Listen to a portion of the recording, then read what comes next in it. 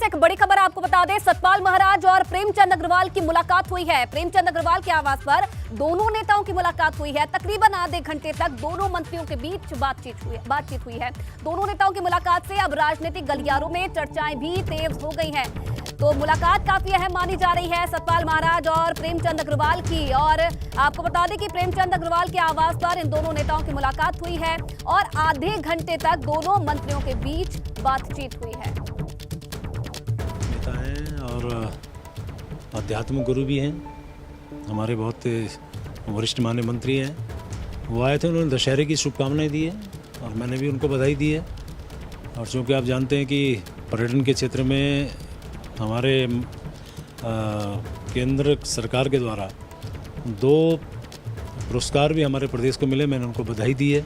चूँकि माननीय मंत्री सतपाल महाराज जी पर्यटन मंत्री भी हैं और उसी प्रकार से जो शहरी विकास में इस बार पहली बार हमारे उत्तराखंड को 6 पुरस्कार मिले हैं, तो उन्होंने भी मुझे उसकी शुभकामनाएं दी हैं। और जो जर्मनी का मेरा अपना प्रवास था इस दौरान का, उसकी भी मैंने बात साझा की है। जिस प्रकार से कूड़े प्रबंधन की बातचीत उनके साथ मेरी बातचीत हुई, तो उन्होंने ऑस्ट्रेलिया का भी जिक्र किया कि वहाँ भी कूड़ा प्रबंधन का बहुत अच्छा मैनेजमेंट है। तो कुल मिला के एक आपसी संवाद हमारा होता ही रहता है। माननीय मंत्री जी का आशीर्वाद वो दशहरे के रूप में उन्होंने मिठाई दी।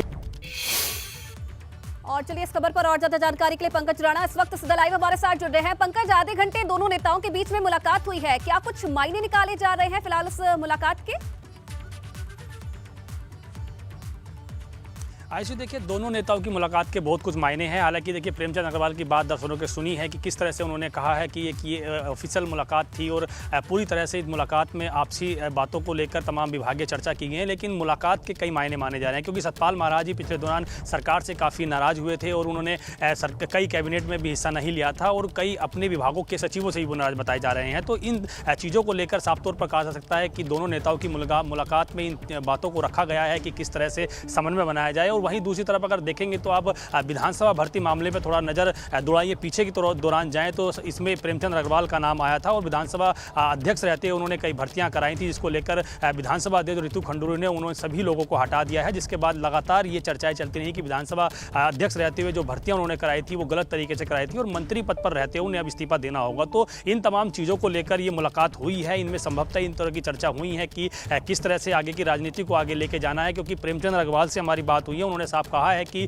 इस पूरे प्रकरण में उनकी छवि को धूमिल करने की कोशिश की गई है। तो ये तमाम चीज़ें इस ओर इशारा कर रही हैं कि दोनों नेताओं की मुलाकात कहीं ना कहीं मामले में राजनीतिक तौर पर देखा जा रहा है। हालांकि प्रेमचंद अग्रवाल ने इस बात से इनकार कर दिया है कि उनके बीच में किसी राजनीतिक मुद्दों को लेकर चर्चा हुई है। लेकिन जिस तरह से उन्होंने ये बात कही है कि विभागों को लेकर और एक आध्यात्मिक गुरु है, उनका आशीर्वाद उनको मिलता रहता है, तो ये माना जा रहा है कि दोनों नेताओं में कहीं ना कहीं इस बात को लेकर चर्चा हुई है कि जो पिछले दौरान जो घटनाक्रम पूरा हुआ था, किस तरह से तमाम चीज़ों को समन्वय बनाया जाए, सरकार के साथ संगठन के साथ कैसे समन्वय बनाया जाए। क्योंकि प्रेमचंद अग्रवाल के इस्तीफों को लेकर अभी भी कई तरह की चर्चाएं चल रही हैं कि वो कभी भी सरकार या संगठन उनसे इस्तीफा मांग सकता है, क्योंकि विधानसभा भर्ती मामले के बाद सरकार और संगठन की किरकिरी हुई है, उसके बाद ये तमाम चीजें सामने आई हैं। फिलहाल ये देखना होगा कि दोनों नेताओं की जो मुलाकात हुई है इसके किस तरह के मायने कर रहे हैं प्रेमचंद अग्रवाल, लेकिन कई सियासी मायने इन दोनों मुलाकातों के निकाले जा सकते हैं। बहुत धन्यवाद आपका पंकज तमाम जानकारी के लिए। चलिए आगे बढ़ेंगे तो पौड़ी में हुए बस हादसे को लेकर रेस्क्यू का काम पूरा हो चुका है। प्रशासन के मुताबिक इस हादसे में कुल 32 बारातियों की मौत हुई है, जबकि हादसे में 18 लोग घायल हुए हैं। आपको बता दें कि बारातियों से भरी बस 500 मीटर गहरी खाई में जा गिरी थी, जिससे ये दर्दनाक हादसा हुआ। तो बस हादसे में कुल 32 बारातियों की मौत हो गई है। रेस्क्यू ऑपरेशन पूरा हो चुका है और कई जो घायल हैं उनका निजी अस्पताल में इलाज जारी है। आपको बता दें कि 40 से ज्यादा जो लोग थे वो इस बस में सवार थे और बारातियों से भरी ये बस बताई जा रही थी, जो कि खाई में गिरी और 32 की मौत हो गई। इधर बारातियों से भरी बस हरिद्वार के लालडांग से पौड़ी के लिए निकली थी। सभी बाराती कांडा तल्ला गांव में शादी में जा रहे थे। इस हादसे को लेकर दूल्हे के ड्राइवर ने ये बताया है कि दूल्हे की गाड़ी के आगे सांप आ जाने के कारण उसने अपनी गाड़ी के ब्रेक लगाए। इस दौरान पीछे से आ रही बारातियों से भरी बस कार को ओवरटेक करते हुए जैसे ही आगे निकली तो वो कवारी का पट्टा टूटने के कारण गहरी खाई में जा गिरी। इस हादसे में दूल्हे का भाई, बहन, भतीजा और कई नजदीकी रिश्तेदार काल के गाल में समा गए।